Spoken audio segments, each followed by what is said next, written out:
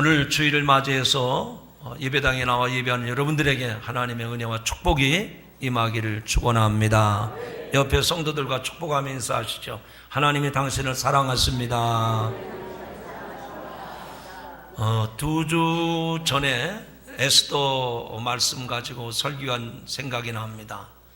하나님이 없는 시대, 이런 제목으로 설교를 했는데, 정말 우리가 사는 이 시대는 하나님이 없는 것처럼 느껴지고요, 우리 눈을 뜨고 봐도 하나님이 아니 계신 것 같은 그런 모습이 도처에 횡행하고 있습니다. 그래서 우리가 살면서 모든 일을 내 스스로가 고민하고, 또 내가 직접 발로 뛰어다니고 직접 부딪히면서 그 문제를 해결해야 내가 비로소 생존할 수 있는 그런 새 상황이 우리가 살아가고 있는 삶의 자리입니다. 그런 현실 속에서 하나님의 일하심과 또 하나님의 음성을 들을 줄 아는 그런 여러분들이 되기를 축복합니다.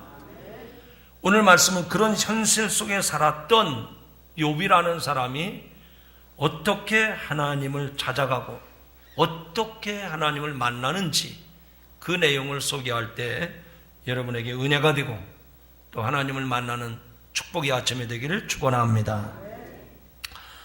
어느 날 이 욥에게 아주 극한 고난이 찾아옵니다. 우리도 인생을 살면서 힘든 일이 있습니다. 어려운 일이 있습니다. 정말 가슴 아픈 일들이 있어요. 욥도 우리가 경험했던 것처럼 그런 어려움을 겪었습니다. 하루아침에 재산이 다 날아갑니다. 그리고 스라의 10남매를 뒀던 사람인데 10남매가 하루아침에 몰살을 당합니다. 더더군다나 욥 자신은 그렇게 건강하던 사람이 온몸에 욕창이 나서 괴롭고 힘든 삶을 보냅니다. 이렇게 욥이 하루아침에 어려움을 당했다고 하는 소식을 듣고서 그의 친구 엘리바스, 빌닷, 소발, 이 세 사람이 찾아와서 이 어려움을 당한 욥을 위로해 주려고 찾아왔습니다. 처음에 친구들을 볼 때는 위로가 되었지만 이 대화를 하는 중에 그 친구들의 말 가운데 네가 까닭없이 이런 어려움을 당하겠느냐? 반드시 네가 무슨 이유가 있으니 이런 어려움을 당할 것이다 라면서 욥을 위로하기는커녕 그 친구들이 욥에 대해서 정죄하는 말을 합니다. 그래서 욥은 더 큰 실망과 상처를 받게 됩니다. 그래서 마침내 욥과 친구들 사이에 변론이 벌어집니다. 그 친구들이 진리를 빙자해서 욥을 정죄하면 욥은 그 친구들의 말에 자기를 변호하려고 말을 합니다. 그래서 욥기 4장부터 이 친구들과 주고받는 말 가운데 욥은 계속 변론을 하고 세 친구들은 욥을 계속 정죄하고, 그래서 욥기 4장부터 욥기 22장까지 그 친구들과 서로 정죄하고 변론하고 정죄하고 변론하고, 이게 반복되는 것이 욥기서의 말씀입니다. 친구 엘리바스로부터 엄한 책망을 들은 이 욥은 이제 그 친구들의 위로를 포기하고 오직 하나님께만 자신의 소원을 아뢰입니다.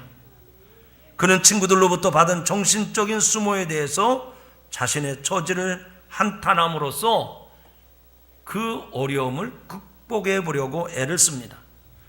그리고 욥은 이런 비관적인 상황에서도 하나님을 신뢰하고 그 하나님을 통해서 참된 위로와 평안 얻기를 소망하고 있습니다. 첫 번째로 이 욥의 비관하는 모습을 살펴보려고 합니다. 오늘 말씀 가운데 2절에 보면 오늘도 내게 반항하는 마음과 근심이 있나니 내가 받는 재앙이 탄식보다 무거움이라. 여러분, 욥이 자신에게 찾아온 이 어려움에 대해서 처음에는 잘 감당을 했지만 나중에는 자기 스스로 비관하는 말을 하는데 2절의 말씀 좀 길지만 짧게 한번 말씀을 따라 하시기 바랍니다. 내가 받는 재앙이 탄식보다 무거움이라. 지금 이 욥이 받은 재앙이 한두 가지가 아니잖아요. 우리들도 그 중에 하나라면, 하나를 내가 당하고 있다면 감당하기 어려울 겁니다. 그런데 하루아침에 그 세 가지 재앙을 당한 욥은 그 어려움을 극복해내는데 뭐라고 고백을 하느냐? 내가 받는 재앙이 탄식보다 무겁다라고 얘기를 합니다. 욥은 자신의 처지를 불평하고 원망을 합니다. 여러분, 원망이라고 하는 것은 자기가 자신한테 하는 게 아니라 남한테 하는 것이죠. 대상이 있어야 되는 겁니다. 그는 본문에서 자신을 향해서 그 원망, 비난을 퍼붓고 있습니다. 그는 이미 하나 앞에서 자신의 생일을 저주하고 자신의 삶을 비관하기도 했습니다. 욥의 이러한 자기 학대는 그의 혹독한 고난 때문이었습니다. 인간은 자기도 어쩔 수 없는 극심한 고통과 시련 속에 빠지게 되면 아무에게라도 원망과 비난을 퍼붓게 되어 있습니다. 이러한 행위의 배경에는 모든 잘못을 남에게 전가하려는 인간의 삐뚤어진 이기심이 숨어있기 때문입니다. 우리는 잘못된 일은 조상 탓이고 잘된 일은 내 탓으로 돌리는 못된 습성을 가지고 있습니다.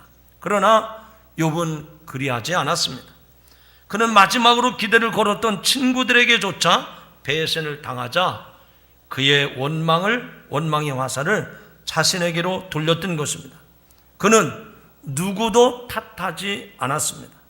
오직 자신의 처지를 비탄해하며 괴로워했습니다. 모든 잘못된 일들의 원인을 남에게 돌리는 것이 아니라 자기 자신에게 있다고 생각을 한 겁니다. 그래서 모든 문제의 해결은 자기 자신으로부터 시작될 때 그 해결의 가능성이 보이는 것입니다. 욥의 탄식은 자신에 향한 탄식으로 그것은 일종의 죄의 고백이라 보아도 틀림이 없습니다. 인간은 자기 자신에게 절망할 때 비로소 하나님의 능력을 구하게 됩니다. 자신에게 완전히 절망한 욥은 이제 그 시선을 하나님에게 돌립니다. 그 하나님에게 시선을 돌렸다는 말은 하나님을 의지하는 믿음을 가지고 있었다는 얘기죠. 그래서 두 번째로 욥의 신앙이, 욥의 믿음이 어떤 것인가를 살펴보려고 합니다. 여기 3절 말씀에 보면 이런 말씀이 나옵니다. 내가 어찌하면 하나님을 발견하고 그의 처소에 나아가랴. 한마디로 말하면 그런 어려움이 왔어도 하나님을 찾는 신앙이 욥에게 있었다고 하는 것을 우리에게 가르쳐주는 말씀입니다. 내가 어찌하면 하나님을 발견하고 그의 처소에 나아가랴. 다른 말로 바꿔 말하면 그분이 계신 곳을 알 수만 있다면, 그분의 보호자까지 내가 이룰 수만 있다면, 이 이야기 가운데 욥은 그 어려움 가운데에서도 하나님을 찾아가는 모습을 우리에게 보여주고 있습니다. 이제 욥은 더 이상 친구들의 위로의 말을 기대하지 않습니다. 그는 어떠한 인간의 위로나 도움을 구하지 않습니다. 오직 하나님만을 원했습니다. 하나님이 계신 곳을 찾았습니다. 그를 만나면 모든 것이 회복되고 해결되리라 믿었기 때문입니다. 신실한 하나님의 백성들은 항상 하나님을 찾고 하나님을 앙모하는 줄로 믿습니다. 목마른 사슴이 시냇물을 찾듯이, 독수리가 날개를 치며 하늘을 비상하듯이 하나님을 경외하는 사람은 날마다 하나님을 앙모하며 하나님을 찾는 줄로 믿습니다. 그러면 왜 하나님께서 성도들로 하여금 하나님 당신을 찾도록 하시는 것일까? 첫째로 하나님을 찾고자 하는 인간들의 마음에서, 그 마음에서 결국 믿음이 생기고 신앙이 세워지게 되는 것입니다. 하나님을 찾고자 하는 그런 간절한 마음이 믿음으로 세워진다, 그 얘기입니다. 하나님은 이렇게 간절한 마음으로 자신을 찾는 사람들에게 하나님은 당신의 모습을 보여주시고 그 인생의 모든 숱한 문제를 하나님이 허락해 주시는 줄로 믿습니다. 두 번째로, 하나님께서 인간에게 쉽게 그 모습을 보여주신다면 인간은 하나님을 존귀하게 여기지 않을 뿐만 아니라 하나님의 크신 은혜와 사랑을 깨닫지 못하게 될 것이기 때문입니다. 그래서 하나님께서 우리에게 직접 나타나신 성육신 사건은 그 자체가 곧 은혜요, 사랑이요, 우리를 향한 축복인 줄로 믿습니다. 이 욥에게는 그런 어려운 가운데서도 하나님을 찾아가는 그런 마음이 있었어요. 그게 곧 믿음이었습니다. 그것뿐만 아니라 욥은 두 번째로 하나님께 나아가는 신앙을 가졌던 사람입니다. 여기 3절 끝부분에 보면 그의 처소에 나아가랴라는 말씀이 있습니다. 하나님을 찾는 것이 믿음의 첫 번째 단계라면 하나님 앞에 나가는 것은 믿음의 실제적인 두 번째 단계입니다. 여러분, 오늘 저와 여러분도 신앙생활을 하면서 이럴 수가 있어요. 나는 하나님이 어떤 분인지 알아. 내가 굳이 교회 가지 않아도 내가 얼마든지 마음으로 하나님을 의지하고 하나님을 신뢰하고 있어. 여러분, 그 믿음은 중요합니다. 그런 마음은 중요한 거예요. 그러나 하나님 앞에 직접 찾아가지 않는 믿음은 온전한 믿음이라 말할 수가 없습니다. 오늘도 이 세상에서 가야 될 곳, 만나야 될 사람, 해야 될 일, 분주하고 바쁜 일들이 많지만 여러분들이 이 자리에 나온 것은 마음으로만 믿는 것이 아니라 하나님께 찾아가는 온전한 믿음이 있기에 오늘 이 자리에 오신 줄로 믿습니다.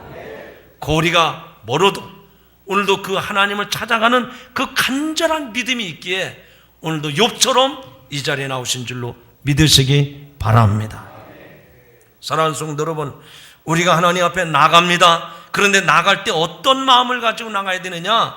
먼저 하나님의 공의로우심과 사랑하심을 꼭 붙잡으시기 바랍니다.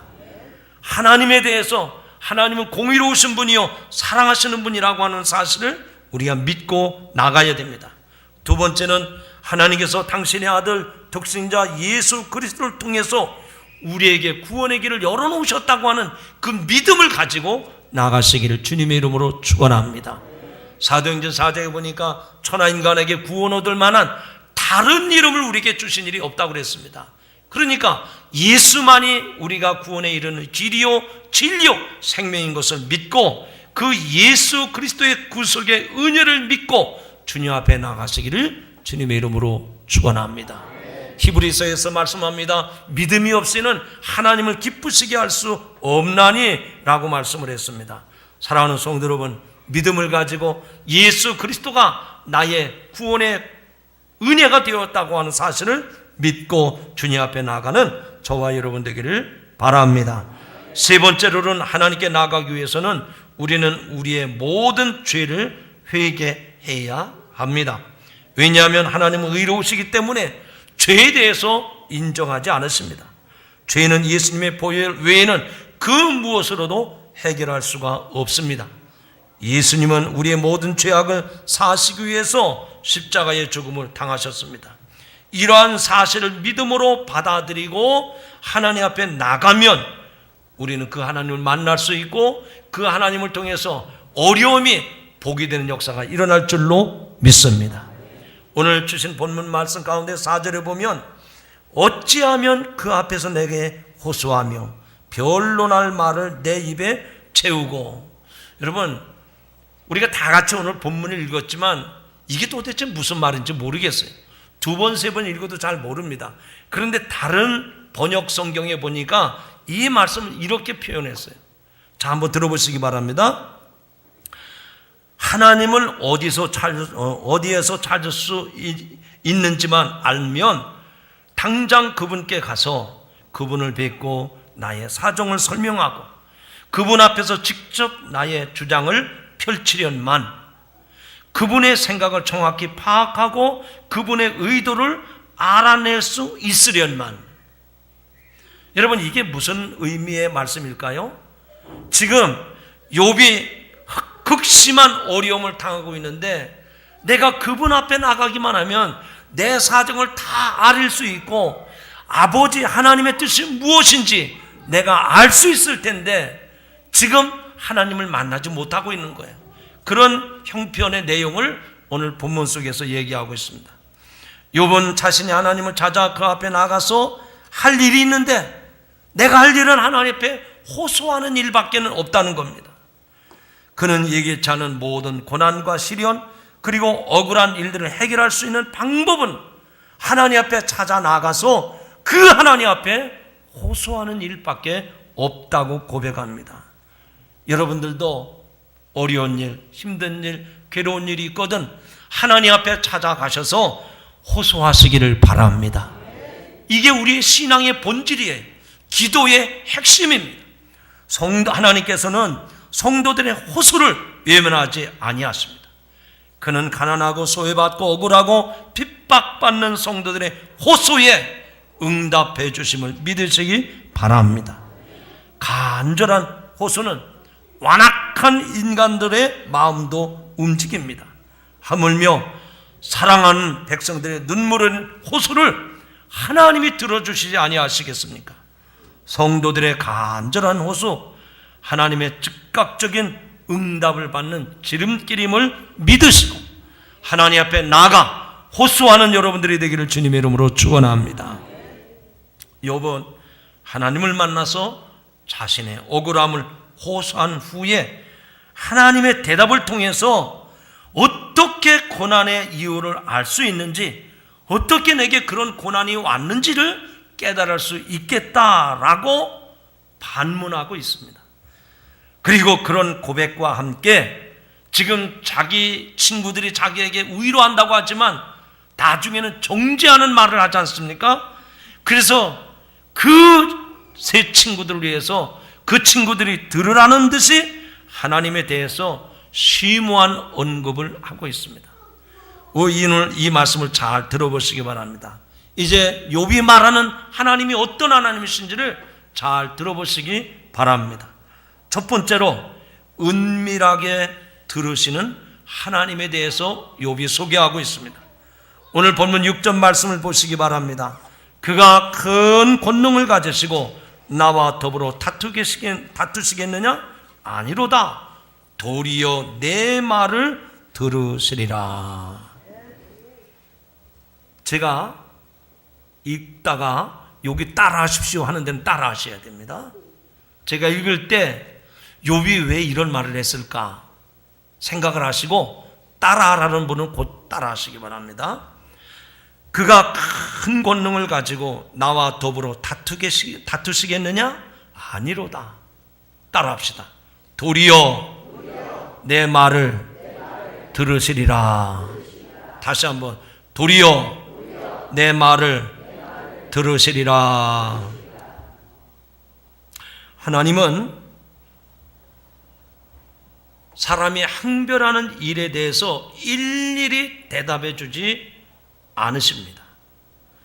그래서 욥은 그 고난의 이유를 하나님께 물으면서 항변하고 호소하고 심지어는 하나님 앞에 원망을 쏟아놓기도 하겠지만 오늘 본문의 말씀 보니까 그렇게 하지 아니하겠다고 고백을 합니다. 그러면서 뭐라고 그러는 거 아니? 하나님은 이 고난과 불의에 대한 아주 자세한 이유를 알려주시지 아니하고 오히려 하나님의 권능의 손길로 조용히 세상을 운행하지만 이 고통받는 자의 말과 신음을 은밀하게 다 듣고 계신다는 이야기를 이 욥이 친구들에게 하고 있는 겁니다. 쉽게 말하면 내가 당하고 있는 이 어려움과 고난과 괴로움 하나님이 다 듣고 계신다. 이 이야기를 욥은 친구들에게 전하고 있는 겁니다. 이것은 오늘 우리들이 본받아야 될 믿음의 자세인 줄로 믿습니다. 우리들도 크고 작은 어려움, 고난이 닥쳐올 때 나도 모르게 원망이 쏟아져 나오고 나도 모르게 좋지 않은 말이 나오게 됩니다. 그리고 그런 말들이 가까이 있는 가족들에게 또 주변 사람들에게 해를 끼칩니다. 욥도 그런 상황이 왔습니다. 그러나 더 이상 내가 항변하지 않겠습니다. 그리고 하나님이 이 고난 가운데 내게 말씀하시는 것을 내가 은밀하게 조용히 묵상하는 가운데 하나님의 음성이 무엇인지를 내가 듣겠습니다 라고 고백을 합니다. 여러분에게도 이런 고백이 있어지기를 주님의 이름으로 축원합니다. 하나님에 대해서 원망하고 하나님에 대해서 불평하는 자세가 아니라 그 고난 가운데 하나님이 뭘 말씀하시는지를 내가 듣겠다고 고백을 합니다. 두 번째로는 여기 7절 말씀 가운데 보면 이런 말씀이 나옵니다. 거기서는 정직한 자가 그와 변론할 수 있은즉 내가 심판자에게서 영원히 벗어나리라. 이 말씀 가운데 7절에 보면 그 앞부분에 보면 거기서는 이라는 단어가 나옵니다. 그러니까 이 구절에서 거기서는 이라는 말은 어떤 의미의 내용인가 하니 하나님의 심판대를 뜻하는 말입니다. 이 말은 나중에 하나님의 심판대에 서면 이런 뜻이죠. 지금 변론하면서 고난의 이유를 찾겠다고 하지 말고 어려워도 참고 인내로 기다리면 나중에는 하나님의 심판대에서 하나님의 가장 의로운 심판으로 영원한 심판에서 벗어나게 하신다라는 말입니다. 사랑하는 성도 여러분, 지금 여러분이 당하고 있는 그 부당한 상황이 펼쳐져도 욥처럼 속상해하지 마십시오. 그 속상함을 사랑과 변론하고 하나님에 대한 항변으로 풀려고 하면 문제는 더 얽히게 되어 있습니다. 기도할 때에도 항변하듯 하지 말고 하나님의 뜻과 섭리에 감사하면서 기도하시기를 바랍니다. 하나님은 심은 대로 거두게 하시는 분이십니다. 조만간 가장 정당한 심판의 때가 오기 때문입니다. 그때가 되면 정직하고 신실한 자의 모든 어려움은 오히려 축복의 도구로 변하는 놀라운 반전의 역사가 일어날 줄로 믿습니다. 즉 욥은 의롭게 심판하시는 하나님에 대해서 이 욥의 친구들에게 오히려 하나님을 증거하고 있습니다. 마지막 세 번째로 욥이 증거한 하나님은 어떤 하나님이십니까? 따라합시다. 은밀하게 역사하신 하나님. 오늘 말씀 8절 9절에 보면 그런데 내가 앞으로 가도 그가 아니 계시고 뒤로 가도 보이지 아니하며 그가 왼쪽에서 일하시나 내가 만날 수 없고 그가 오른쪽에서 돌이키시나 배울 수 없구나 라고 말씀을 합니다. 욥은 자신의 어려운 처지에서 침묵하시는 하나님의 모습을 보고 하나님이 숨어 계시는 하나님이라고 고백을 하고 있습니다. 말은 그렇게 하지만 그는 하나님의 존재와 하나님의 역사를 자신의 속으로 확신을 하고 있음을 볼 수가 있습니다. 그처럼 하나님은 침묵 중에 역사를 이끌어 가시며 보이지 않는 가운데 우리를 세워주시고 도와주심을 믿으시기 바랍니다. 하나님이 보이지 않는다고 역사하지 않는 것이 아니라 오히려 보이지 않는 곳에서 가장 멋진 역사를 빚어내고 계심을 믿으시기 바랍니다. 성도 여러분, 그 하나님의 숨은 역사를 신뢰하시기 바랍니다. 하나님은 인간의 눈에 보이지 않는 모습으로 역사하기를 기뻐하십니다.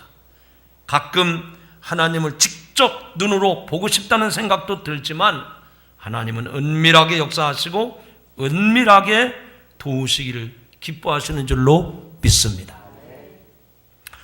그러므로 하나님의 침묵에는 다 하나님의 선하신 목적이 있습니다. 여러분, 혹시 뽕잎을 먹는 누에를 보신 적 있습니까?